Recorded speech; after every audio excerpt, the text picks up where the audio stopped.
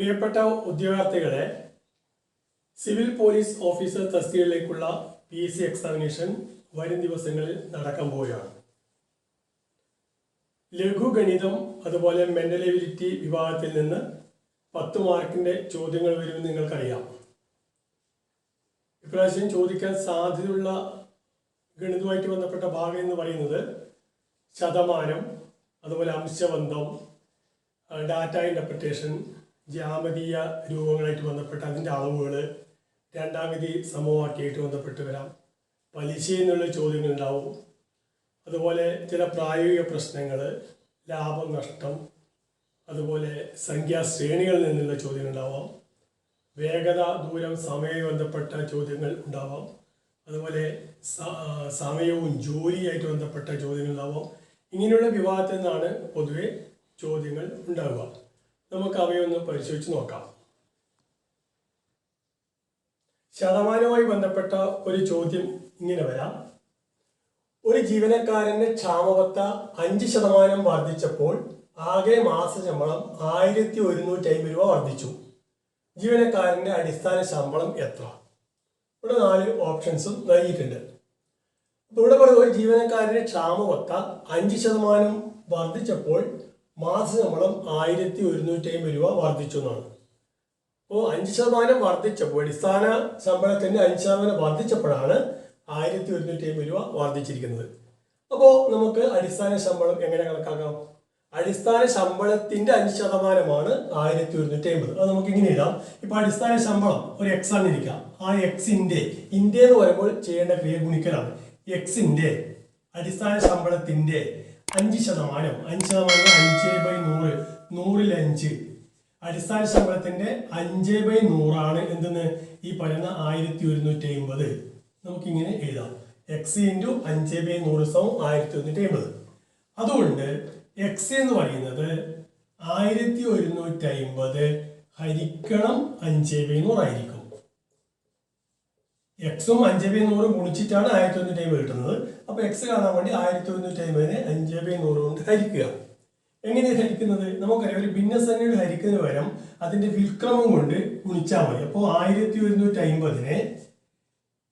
ചെയ്യണം? ഗുണിക്കണം 5/100 വിൽക്രമം 100/5, 100/5 കണക്കാക്കുക. അപ്പൊ ഇതെങ്ങനെ ചെയ്യാന്ന് വെച്ച് കഴിഞ്ഞാൽ നമുക്കറിയാം, ഈ 5 1150 എത്ര പ്രാവശ്യം പോകുന്ന വെച്ച് കഴിഞ്ഞാൽ 5 1 പോകില്ല. 11 2 5 10, ബാക്കി 1, 15 3 5 15, പിന്നെ ഒരു 0. അപ്പൊ 230 പ്രാവശ്യം പോകും. 230 ഇൻറ്റു ഇവിടെ 100 ഉണ്ട്. 230 100 തമ്മിൽ ഗുണിച്ചു കഴിഞ്ഞാൽ 23,000. 100 കൊണ്ട് ഗുണിക്കുമ്പോൾ 2 0 അധികം ചേർത്താൽ മതി, 23,000 കിട്ടും. ഇതാണ് എക്സ്. എക്സ് നമ്മൾ എടുത്തിരിക്കുന്നത് എന്താണ്? അടിസ്ഥാന ശമ്പളം. അടിസ്ഥാന ശമ്പളം മുഴുവൻ എഴുതുന്നതിന് പകരം ഞാൻ എക്സ് എന്ന് കൊടുത്തത് മാത്രമേ ഉള്ളൂ. അപ്പൊ 23,000 കിട്ടി. ഇതാണ് അടിസ്ഥാന ശമ്പളം. അപ്പോൾ ബി 23,000 എന്നാണ് ശരിയായിട്ടുള്ള ഉത്തരം വരിക. അംശബന്ധവുമായി ബന്ധപ്പെട്ട ഭാഗത്തു നിന്നുള്ള ഒരു ചോദ്യം. 3 കെട്ടിടങ്ങളുടെ ഉയരങ്ങൾ തമ്മിലുള്ള അംശബന്ധം 5:6:7 ആണ്. ഒരാൾ ഏറ്റവും ചെറിയ കെട്ടിടത്തിന്റെ മുകളിലെത്താൻ 15 മിനിറ്റ് എടുത്തു എങ്കിൽ ഏറ്റവും വലിയ കെട്ടിടത്തിന്റെ മുകളിലെത്താൻ എത്ര സമയം എടുക്കും? അതാണ് ചോദ്യം. 3 കെട്ടിടങ്ങളുണ്ട്.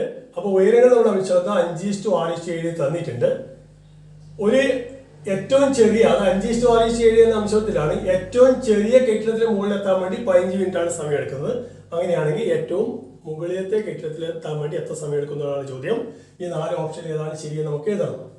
അപ്പോൾ ഇങ്ങനെ ഒരു ചോദ്യം കിട്ടിക്കഴിഞ്ഞാൽ നമ്മൾ സാധാരണ ചെയ്യേണ്ടത് ഇങ്ങനെയാണ്. 5:6:7 ഈ കെട്ടിടങ്ങളുടെ ഉയരങ്ങളുടെ അംശബന്ധമെങ്കിൽ നമുക്കത് ഇങ്ങനെ എഴുതാം.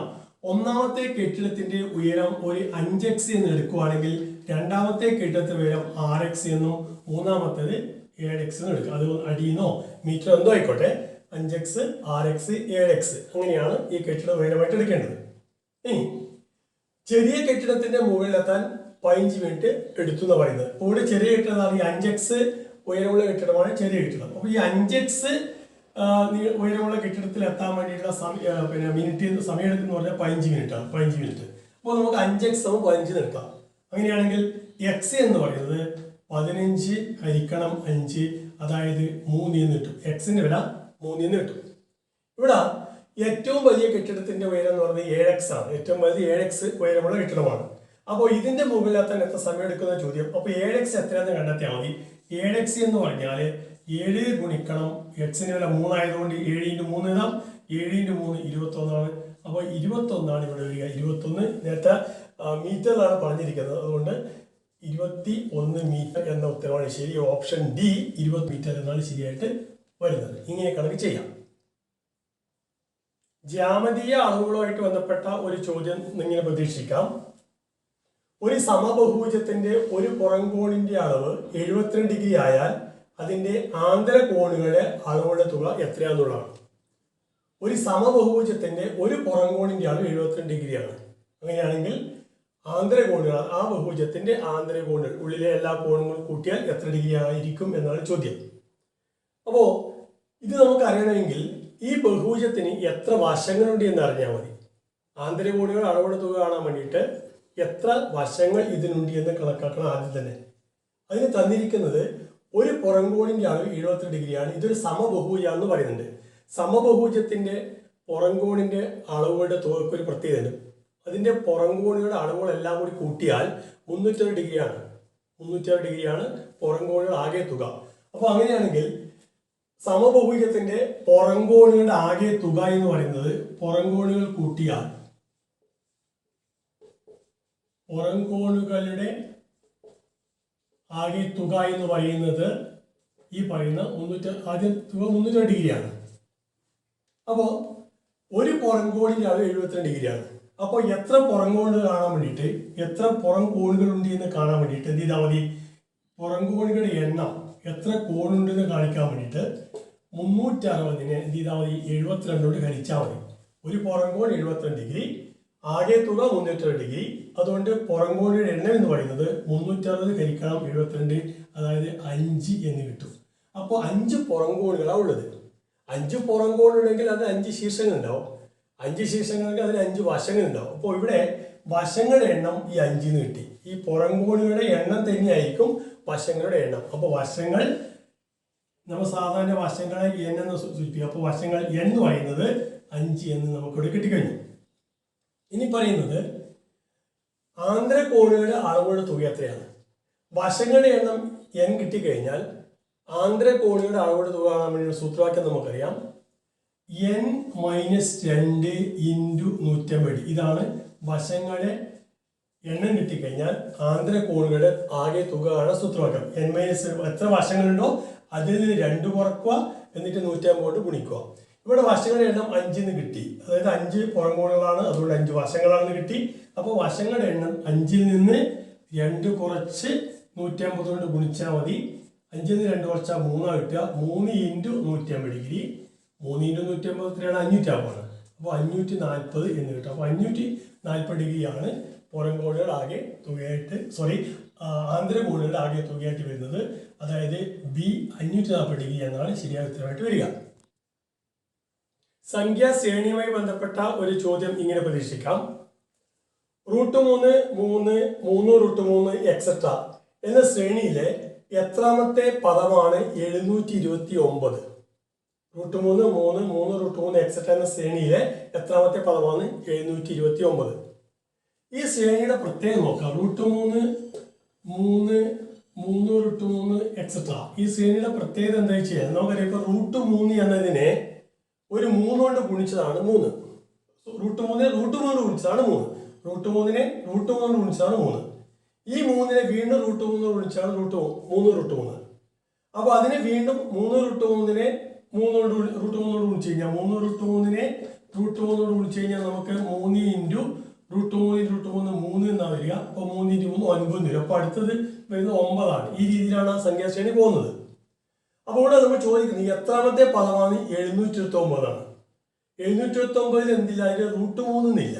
ഈ ഇടവിട്ട സ്ഥലത്തെ √3 ആണ്. ഇപ്പൊ √3 ഇവിടെ വരും, ഇവിടെ 3√3 വരും, അടുത്ത 9 കഴിഞ്ഞപ്പോൾ 9√3 വരും. അങ്ങനെയാണ് ഈ സംഖ്യാശ്രേണി പോകുന്നത്. ഇതൊരു സമഗുണിത ശ്രേണിയായിട്ട് വരുന്നത്, സമഗുണിതമാണ്. √3 ആണ് ഇവിടുത്തെ പൊതു ഗുണകമായിട്ട് വരുന്നത്. സാധാരണ നമ്മൾ സംഖ്യാശ്രേണി സമാന്തര ശ്രേണിയായിട്ട് ബന്ധപ്പെട്ട പല കണക്ക് ചെയ്തിട്ടുണ്ട്. ഇപ്പോൾ ഒരു വ്യത്യസ്തമായ ശ്രേണി ആയിക്കോട്ടെ എന്ന് വെച്ചാൽ ഇങ്ങനെ തന്നതാണ്. അപ്പൊ നോക്കൂ, നമുക്ക് ചെയ്യാമത്. ഇതിന് പ്രത്യേകത എന്താ വെച്ച് കഴിഞ്ഞാൽ ഈ ഇടവിട്ട സ്ഥലത്ത് ഇപ്പൊ 3 കഴിഞ്ഞാൽ പിന്നെ അടുത്ത പൂർണ്ണമായിട്ട് വരുന്ന സംഖ്യ √3 ഒഴിവായിട്ടുള്ള സംഖ്യ വരുന്നത് 9 ആണ്. 9 കഴിഞ്ഞാൽ പിന്നെ അടുത്തെന്ത് വരും? 9 √1 ചെയ്യും. 9 √1 പിന്നെ 27 വരും. 27 കഴിഞ്ഞാൽ പിന്നെ 27 √1 വരും. അതിനെ വീണ്ടും √1 വിളിച്ചാൽ നമുക്ക് 81 വരും. അപ്പോൾ 3, 9, 27, 81, 243, അതിനെ വീണ്ടും 3 വിളിച്ചു കഴിഞ്ഞാൽ 729. ഇങ്ങനെയാണ് അതിലെ ഈ ഇടക്കുള്ള പൂർണ്ണസംഖ്യയായിട്ട് വരുന്ന സംഖ്യകൾ. അപ്പോൾ 3 എത്രാമത്തെയാണ്? 3 രണ്ടാമത്തേതാണ്. 9 എന്തായിരിക്കും? 9 നാലാമത്തെ വരും. 27 ആറാമത്തേത്. 81 എട്ടാമത്തേത്. 243 പത്താമത്തേത്. 729 12ാമത്തേത്. അപ്പോൾ ഇത് 12ാമത്തെ പദമാണ്. 729 നമുക്ക് കണക്കൂട്ടി പറയാൻ പറ്റും. അപ്പോൾ C12 ശരിയായ ഉത്തരം. ഞാൻ നേരത്തെ പറഞ്ഞു സമാന ശ്രേണിയായിട്ട് ബന്ധപ്പെട്ട ഒരുപാട് കണക്കുകൾ ചെയ്തിട്ടുണ്ട്. അത് ചെറിയൊരു വ്യത്യസ്തമുള്ള ഒരു കണക്കാണ്, സമൂഹിതമാണ്. അപ്പോൾ ഈ രീതിയിൽ നമുക്കത് കാണാൻ വേണ്ടി സാധിക്കും. വേറെ ചോദ്യം നിങ്ങൾക്ക് ഇങ്ങനെ പ്രതീക്ഷിക്കാം. രജനി, രമ്യ എന്നിവർ ഒരുമിച്ച് 8 ദിവസം കൊണ്ട് ഒരു ജോലി ചെയ്തു തീർക്കും. രജനിക്ക് ആ ജോലി 12 ദിവസം കൊണ്ട് ചെയ്തു തീർക്കാൻ കഴിയുമെങ്കിൽ രമ്യക്ക് ആ ജോലി ഒറ്റയ്ക്ക് ചെയ്തു തീർക്കാൻ എത്ര ദിവസം വേണമെന്നുള്ളതാണ് ചോദ്യം. അപ്പോൾ നമുക്ക് ഇതുമായിട്ട് ബന്ധപ്പെട്ട് അറിയാവുന്ന കാര്യം, ഇപ്പം ഒരാൾ X ദിവസം കൊണ്ടും മറ്റാൾ Y ദിവസം കൊണ്ടും ചെയ്യുന്ന ജോലി രണ്ടുപേരും ഒരുമിച്ച് ചെയ്താൽ എത്ര ദിവസം വേണം എന്നത് കണക്കാക്കാൻ വേണ്ടി സൂത്രവാക്യമുണ്ട്. XY/X+Y ഇങ്ങനെ സൂത്രവാക്യമുണ്ട്. ഒന്നാമത്തെ X ദിവസം കൊണ്ടും രണ്ടാമത്തെ Y ദിവസം കൊണ്ടും ചെയ്യുന്ന ജോലിയാണെങ്കിൽ രണ്ടുപേരും ഒരുമിച്ച് ആ ജോലി ചെയ്യുന്നത് കാണാൻ വേണ്ടി XY/X+Y എന്ന സൂത്രമൊക്കെ ഉപയോഗിക്കാം.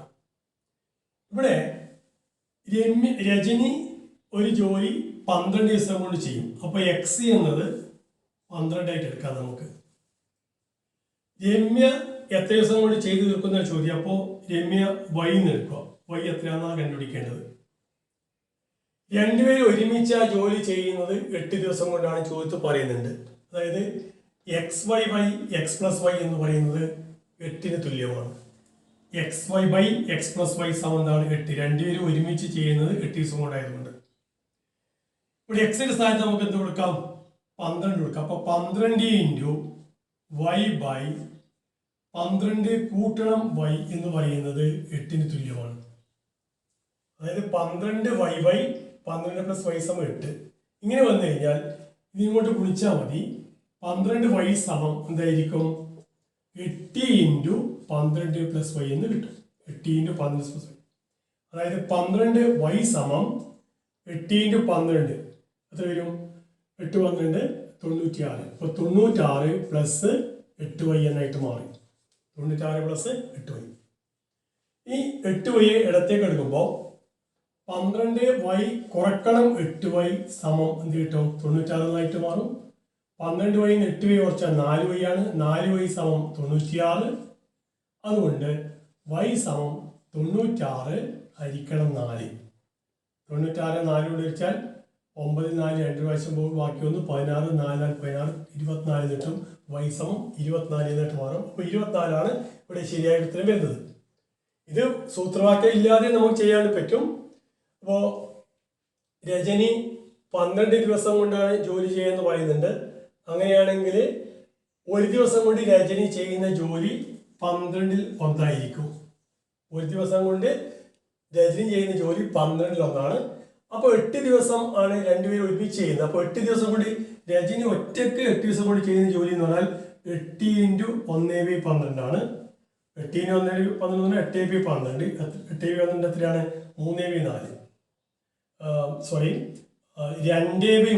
2/3 ഇവിടെ 4 കൊണ്ട് കട്ട് ചെയ്താൽ 8ൽ 4 2 പ്രാവശ്യം 12 എത്ര പ്രാവശ്യം? 3 പ്രാവശ്യം. അപ്പോൾ 2/3. അപ്പോൾ 2/3 ഭാഗം ജോലി ആരൊറ്റയ്ക്ക് ചെയ്യും? 8 ദിവസം കൊണ്ട് രജനി ചെയ്യും. അപ്പോൾ അങ്ങനെയാണെങ്കിൽ രമ്യ ചെയ്യുന്നത് ബാക്കി 2/3 കഴിഞ്ഞാൽ പിന്നെ ബാക്കി 1/3 ഭാഗമാണ് ആര് ചെയ്യുക? ഈ പറഞ്ഞ രജനി ചെയ്യുക 8 ദിവസം കൊണ്ട്. 3 ഭാഗം 8 ദിവസം ചെയ്യുമെങ്കിൽ മൊത്തം ചെയ്യാനുള്ളത് 3 × 8 അല്ലെങ്കിൽ അതെ 3 × 8 അതായത് 24 ആയിരിക്കും രജനി ചെയ്യുന്ന ദിവസങ്ങൾ. സോറി രമ്യ ചെയ്യുന്ന ദിവസങ്ങളുടെ എണ്ണം. ആ രീതി നമുക്ക് കണക്കാക്കാം. ഈ സൂത്രവാക്യം പൊതുവെ നമുക്ക് മുന്നേ അറിയാവുന്ന ഒരു കാര്യമായതുകൊണ്ട് അത് ആദ്യം പറഞ്ഞത് മാത്രമേ ഉള്ളൂ. ഇങ്ങനെയും ചെയ്യാം. ശരാശരി എന്നുള്ളൊരു ചോദ്യം. 3 സംഖ്യയുടെ ശരാശരി 20 ഓരോ സംഖ്യയും ഇരട്ടിയാക്കിയ ശരാശരി എത്ര എന്നുള്ളൊരു ചോദ്യമാണ്. ഒരു സിമ്പിളായ ചോദ്യമാണ്. 3 സംഖ്യയുടെ ശരാശരി 20, ഓരോ സംഖ്യയും ഇരട്ടിയാക്കിയാൽ ശരാശരി എന്തായിരിക്കും? ഇതൊരു ഡയറക്റ്റ് ചോദ്യമാണ്. ശരിക്കും പറഞ്ഞാൽ 20 3 സംഖ്യയുടെ ശരാശരി എങ്കിൽ അത് ഇരട്ടിയാക്കി കഴിഞ്ഞാൽ ആ ശരാശരി തന്നെ എന്താവും? ഇരട്ടിയാവും എന്നുള്ളതാണ്. അതുകൊണ്ട് 40 ഇവിടെ ഉത്തരമായിട്ട് വരിക. നിങ്ങൾക്ക് ഒരു ഉദാഹരണം എടുത്ത് നോക്കുകയാണെങ്കിൽ ഒരു സംഖ്യ 10, മറ്റേത് 20, മൂന്നാമത്തേത് എത്രയാണ്? 30 ഇരിക്കാം. അപ്പോൾ 20, 10, 20, 30 ഇതിന് ശരാശരി എന്ന് പറയുന്നത് ഇത് പൊതുവ്യത്യാസം ഒരേപോലെയാണ്. നടുക്കത്ത് 20 തന്നെയായിരിക്കും. അതുകൊണ്ടാണ് അങ്ങനെ എടുത്തത്. അല്ലെങ്കിൽ 10, 20 കൂട്ടിയ 30, 30, 60, 60നെ 3 കൊണ്ട് വെച്ചാൽ 20 കിട്ടും. അപ്പോൾ ഇതിന് ശരാശരി 20. ഇരട്ടിച്ച് നോക്കാം. നമുക്ക് 10 എന്താവും? 20 ആവും, 20 40 ആവും, 30 60 എടുക്കുക. ഇങ്ങനെ എടുത്തു കഴിഞ്ഞാൽ ഇതിന് ശരാശരി എന്ന് പറയുന്നത് ഇവിടെ പൊതുവ്യത്യാസം അല്ലെങ്കിൽ 20 വരിക. അതുകൊണ്ട് നടുക്കത്തത് 20 40 ആയിരിക്കും ശരാശരി. കൂട്ടിയാൽ മതി. 20 40 60, 60 60 120, 120നെ 3 കൊണ്ട് ഹരിക്കുക. അതായത് ശരാശരി ഇടാൻ വേണ്ടി തുകയെ എണ്ണം കൊണ്ട് ഹരിക്കുക വേണ്ടത്. അപ്പോൾ 20 40 60 കൂട്ടിയാൽ 120 കിട്ടും. 120നെ 3 കൊണ്ട് ഹരിച്ചാൽ 40. അപ്പോൾ 40 ഇവിടെ ഉത്തരമായിട്ട്. അപ്പോൾ 20 എന്തായിട്ട് മാറും? 40 ആയിട്ട് വരും. ഞാനൊരു ഉദാഹരണം എടുത്തതേ ഉള്ളൂ നിങ്ങളുടെ സംശയം തീർക്കാൻ വേണ്ടിയിട്ട്. അപ്പോൾ ഇങ്ങനെ ഒരു ചോദ്യം വന്നു കഴിഞ്ഞാൽ ശരാശരി നേരെ ഡബിൾ ആവും എന്നുള്ളത് മനസ്സിലാക്കുക. അപ്പോൾ ഉത്തരം 40. വേറൊരു ചോദ്യം.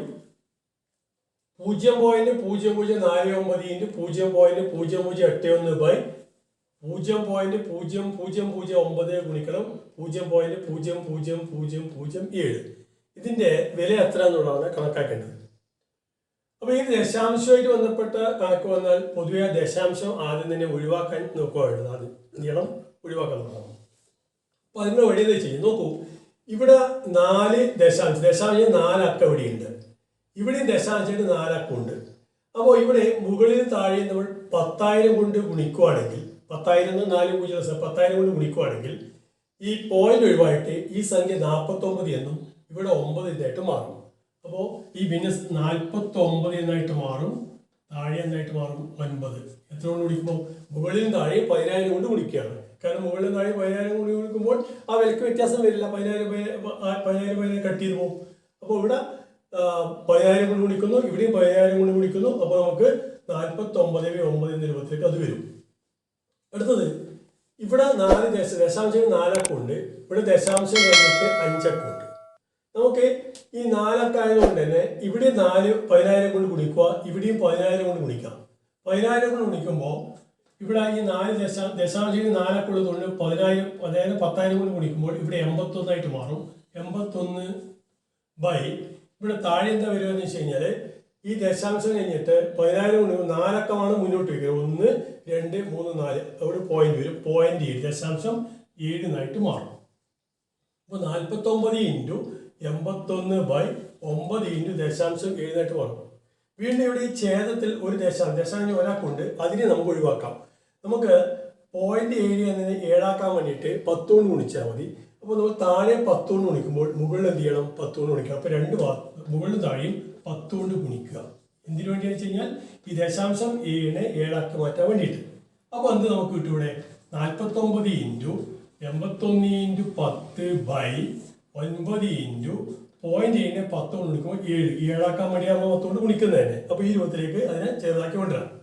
ഇനി ഇവിടെ നമുക്കറിയാം ഈ 9 81ൽ 9 പ്രാവശ്യം പോകും. 9 81. അതേപോലെ 7 49 എത്ര പ്രാവശ്യം പോകും? 7 പ്രാവശ്യം പോകും. 7 49. ഇനി ബാക്കി എന്താ വഴിയുള്ളത്?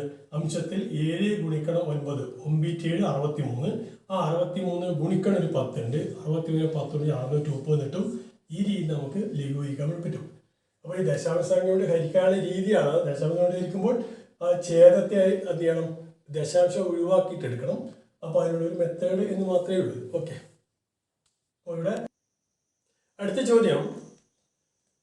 ഒരാൾ ഒരു പുസ്തകത്തിന്റെ 11 പ്രതികൾക്ക് 100 രൂപ എന്ന നിരക്കിൽ വാങ്ങി 10 പ്രതികൾക്ക് 110 രൂപ എന്ന നിരക്കിൽ വിറ്റാൽ ലാഭശതമാനം എത്ര? ഒരാൾ ഒരു പുസ്തകത്തിന്റെ 11 കോപ്പികൾ 100 രൂപ എന്ന നിരക്കിൽ വാങ്ങി, പിന്നെ പറയുന്നത് 10 കോപ്പികൾ 110 രൂപ എന്ന നിരക്കിൽ വിറ്റു.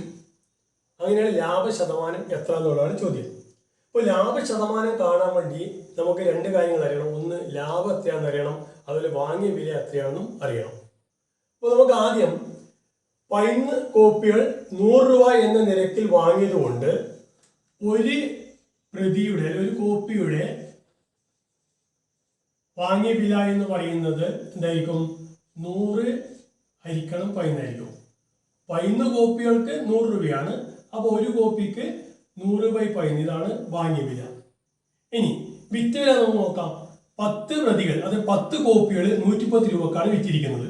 അപ്പോൾ ഒരു പ്രതിയുടെ, ഒരു കോപ്പിയുടെ വിറ്റ വില എന്ന് പറയുന്നത്, ആദ്യത്തെ വാങ്ങിയ വിലയാണ്, ഇത് സെല്ലിംഗ് പ്രൈസ് ആണ്. വിറ്റ വില എന്ന് പറയുന്നത് എന്തായിരിക്കും വരിക? 110 ആണ്.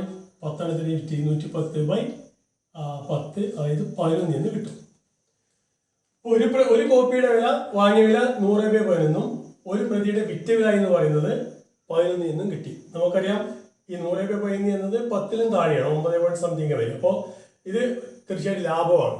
ഇത് 9 രൂപ പൈസക്കാണ് വിറ്റിരിക്കുന്നത്, ഇത് 11 രൂപയ്ക്കാണ്. അപ്പോൾ ലാഭം എത്രയാണെന്ന് നോക്കാം. ലാഭം എന്ന് പറയുന്നത്, ഈ കച്ചവടത്തിൽ ലാഭം എന്ന് പറയുന്നത് 11, ഒരു കോപ്പിയുടെയാണ്. 11 കുറക്കണം 100/11 എന്ന് കിട്ടും. 11 നിന്ന് 100 കുറക്കണം. നമുക്കൊരു ഭിന്നസംഖ്യ ഇങ്ങനെ കുറക്കുന്ന കാര്യം ചെയ്താൽ മതി.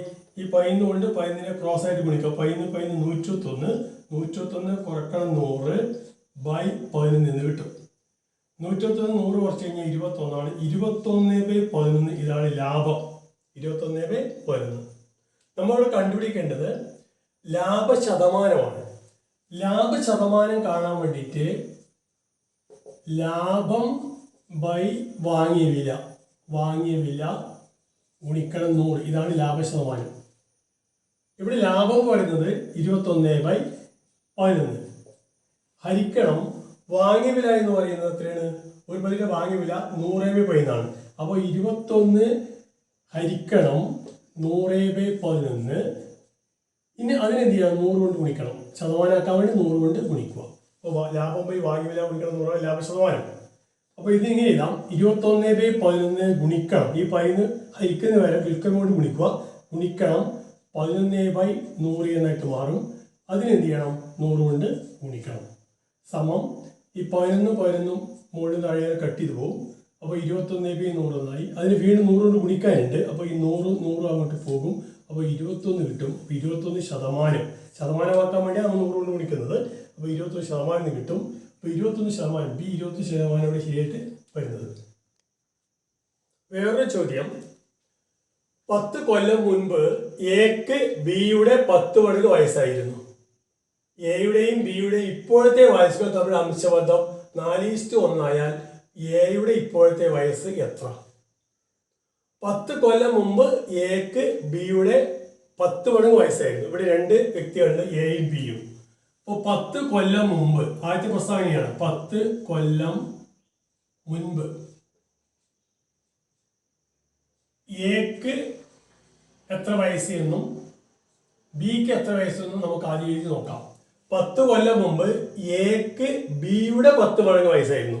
അപ്പോൾ ബിക്കാണ് കുറഞ്ഞ വയസ്സ്. ബിയുടെ 10 മടങ്ങാണ് 7 വയസ്സ്. അപ്പോൾ ബിയുടെ വയസ്സ് 10 കൊല്ലം മുമ്പ് ഒരു എക്സ് എന്ന് കരുതുകയാണെങ്കിൽ എയുടെ വയസ്സ് അന്നേരം എന്തായിരിക്കും? 10x ആയിരിക്കും. 10 കൊല്ലം മുമ്പത്തെ കാര്യമാണ്. 10 കൊല്ലം മുമ്പ് ബിക്ക് എക്സ് വയസ്സാണെങ്കിൽ എക്ക് 10x വയസ്സായിരിക്കും ആദ്യത്തെ പ്രസ്താവന പ്രകാരം. രണ്ടാമത് പറയുന്നത് ഇപ്പോഴത്തെ വയസ്സുകളുടെ അംശബന്ധം 4:1 അപ്പോൾ നമുക്ക് ഇപ്പോഴത്തെ വയസ്സൊന്ന് കണ്ടെത്തി നോക്കാം. ഇപ്പോഴത്തെ വയസ്സ് എന്ന് പറയുന്നത് രണ്ടുപേർക്കും 10 വയസ്സ് കൂടും. കാരണം 10 കൊല്ലം മുമ്പത്തെ വയസ്സാണ് നമ്മൾ ആദ്യം എഴുതിയിരിക്കുന്നത്, 10x എക്സും. അപ്പോൾ രണ്ടുപേർക്കും 10 വർഷം കൂടുമ്പോൾ എക്ക് 10x-നോട് 10 കൂട്ടിയ വയസ്സിൽ 10x + 10ഉം ബിക്ക് എക്സിനോട് 10 വയസ്സ് കൂടിയതോ ഉണ്ടാവുക. x + 10 ആയിരിക്കും. ഇതാണ് ഇപ്പോഴത്തെ വയസ്സ് എയുടെയും ബിയുടെയും. ഇത് ഏത് അംശത്തിലാണ്? 4:1 എന്ന അംശത്തിലായതുകൊണ്ട് ഈ 10x-നോട് 10 കൂട്ടിയ അംശബന്ധം x + 10 ഇത് തമ്മിൽ അംശബന്ധം എന്ന് പറയുന്നത് എന്തായിരിക്കും? 4:1 ആണ്. എയുടെയും ബിയുടെയും വയസ്സുകൾ, ഇപ്പോഴത്തെ വയസ്സിലെ അംശബന്ധം എന്ന് പറയുന്നത് 4:1 ആണ്. ഇങ്ങനെ വരിക നമുക്കറിയാം. 10x+10 ആണെങ്കിൽ നമുക്ക് ഇങ്ങനെ എഴുതാൻ സാധാരണ 10x+10/x+10 എന്ന് പറയുന്നത് തന്നെയായിരിക്കും 4/1. ഈ ആദ്യത്തിന് രണ്ടാമത്തോട് ഹരിച്ച് തന്നെയാണ് ഇവിടെ ആദ്യത്തെ രണ്ടാമത്തോട് ഹരിച്ചത്. ഈ രീതി ഇങ്ങനെ വരുന്ന സമയത്ത് രണ്ട് ഭിന്നസംഖ്യ തുല്യമാകുമ്പോൾ നമ്മൾ ക്രോസ് മൾട്ടിപ്ലിക്കേഷൻ നടത്തുകയാണ് ചെയ്യുക. അങ്ങനെ വരുമ്പോൾ 1x+10 അതായത് 10x+10 തന്നെ സമമായിരിക്കും 4x+10. 4x+10 ഒന്ന് ബ്രാക്കറ്റ് ഒഴിവാക്കിയാൽ 10x-നോട് 10 കൂട്ടിയത് 4x 4x പ്ലസ് 4x10 40 എന്നിട്ട് ബ്രാക്കറ്റ് ഒഴിവാക്കും. ഈ 4 കൊണ്ട് എക്സിനെയും 10നെയും ഗുണിച്ചാൽ മതിയോ. ഇനി എക്സ് ഉള്ളതെല്ലാം ഒരു ഭാഗത്തേക്ക് എടുക്കുക, സംഖ്യ വലത് ഭാഗത്തേക്ക് എടുത്താൽ ഇവിടെ ഓൾറെഡി 10x ഉണ്ട് ഇടത് ഭാഗത്ത്. ഈ 4x ഇടത് ഭാഗത്തേക്ക് -4x എന്നായിട്ട് മാറും. സമം 40 ഇവിടെയുണ്ട് വലത് ഭാഗത്ത്. ഈ +10 വലത്തേക്ക് എടുക്കുമ്പോൾ -10 എന്നായിട്ട് മാറും. അപ്പോൾ 10x-ൽ നിന്ന് 4x കുറച്ചാൽ 6x ആണ്. 6x എന്ന് പറയുന്നത് 30 ആയിട്ട് വരും. 40 10 കുറച്ചാൽ അവിടെ x എന്നത് 30 ഹരിക്കണം 6 അതായത് 5 എന്നായിട്ട് മാറും. അപ്പോൾ ഇവിടെ എക്സിന്റെ വിലയാണ് 5 എന്ന് കിട്ടിയിരിക്കുന്നത്. ഈ പ്രസ്താവന പ്രകാരം നമ്മൾ ചോദിക്കുന്നത്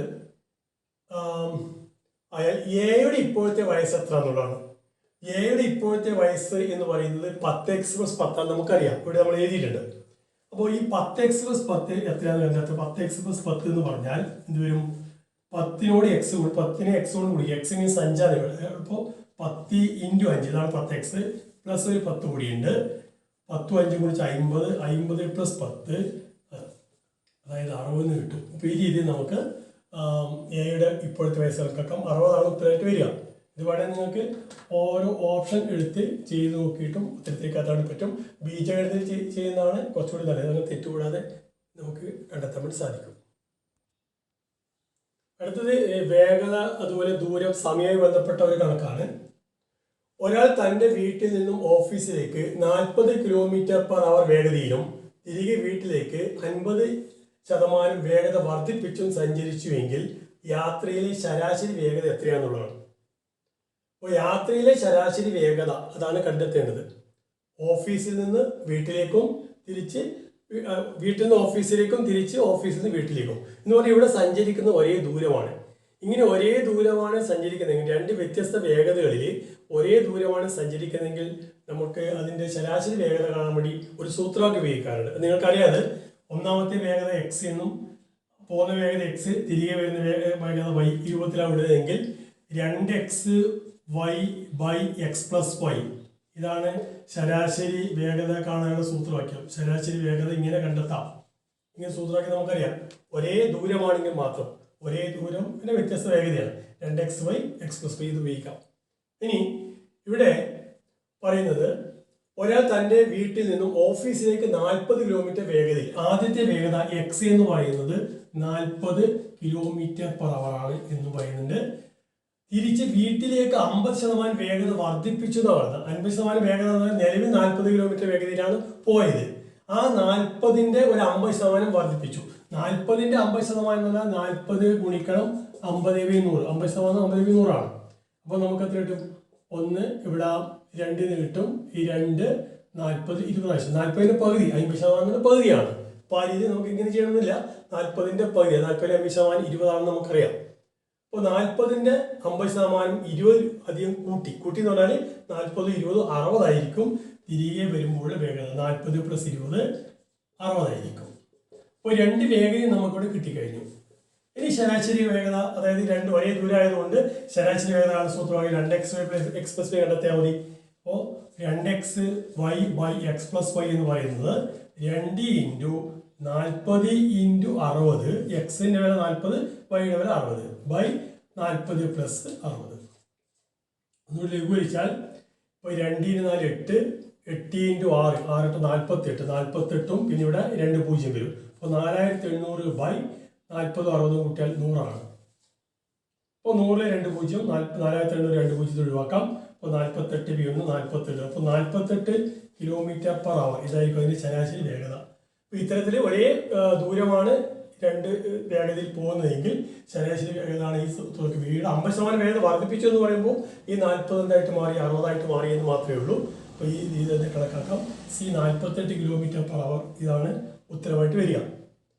പൊതുവെ ഞാനിവിടെ ഒരു 10 ചോദ്യങ്ങൾ ഈ സിലബസുമായിട്ട് ബന്ധപ്പെട്ട് ഇങ്ങനെ എൻ്റെ മനസ്സിൽ തോന്നിയ ചില കാര്യങ്ങൾ ഇപ്പോൾ പറഞ്ഞത് മാത്രമേ ഉള്ളൂ. ഇതിൽ പിന്നെ ഇതിന് സമാനമായ ചോദ്യങ്ങൾ നിങ്ങൾക്ക് പരീക്ഷയിൽ പ്രതീക്ഷിക്കാം. അപ്പോൾ അത് ഒന്ന് പ്രാക്ടീസ് ചെയ്യുക. പ്രാക്ടീസ് ചെയ്യുമ്പോൾ നമുക്ക് ഇത് എക്സ്പ്ലെയിൻ ചെയ്തുകൊണ്ട് സമയം എടുക്കുന്നത്. പ്രാക്ടീസ് ചെയ്യുമ്പോൾ വളരെ വേഗത്തിൽ നിങ്ങൾക്ക് മനക്കണക്കായിട്ട് ചില കാര്യങ്ങൾ കണ്ടെത്താൻ വേണ്ടി സാധിക്കും. വേറൊരു വീഡിയോ ആയിട്ട് അടുത്ത ക്ലാസ്സിൽ വരാം.